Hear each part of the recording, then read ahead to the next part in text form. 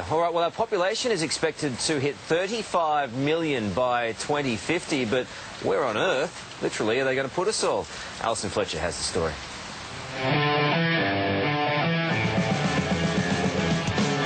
Every week, 2,200 people move to Queensland. Okay, let's go.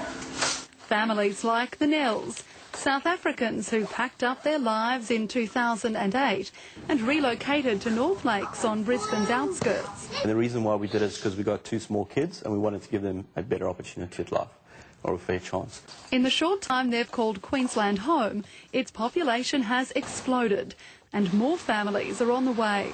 In North Lakes there's a lot of English people, a lot of South Africans as well, and a lot of New Zealanders. Rising immigration and a booming birth rate are predicted to push Australia's population to 35 million by the year 2050. And that means southeast Queensland will have to make room for another 2 million residents in the next 20 years. It's a great place to live and lots of people want to be part of it, and I can understand that, but it puts a lot of pressure on our neighbourhoods, our services and governments at all levels. Certainly over the next 12 months we've got enough supply to satisfy demand. Our greatest concern is what happens beyond that. All these new Australians are going to need homes to live in. Kingsley Andrew runs Stockland Residential in Queensland. He says governments urgently need to fast-track development approvals. We've got 8 projects that are awaiting approval and we're ready and able to go. One of those projects is earmarked for the Sunshine Coast. I'm more than happy to be a place where people want to visit. I'm more than happy to be a place where people want to live. But everybody can't be here.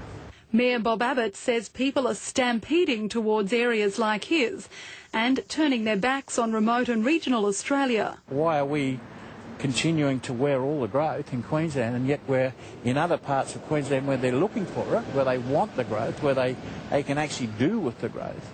It's not happening. Moving to the country, I'm gonna eat a lot of peaches. What's the current population of the scenic rim? 35,000. How much do you think you could grow? We could easily handle 130,000 people.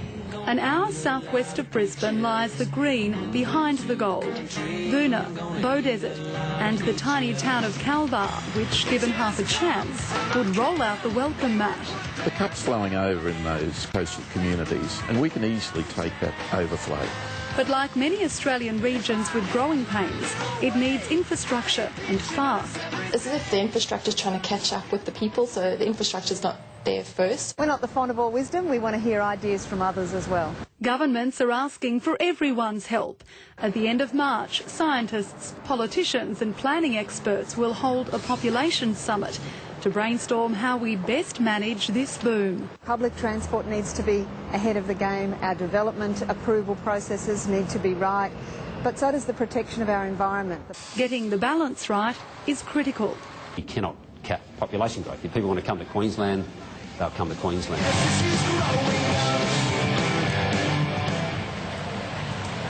Alison Fletcher reporting there. Well, getting the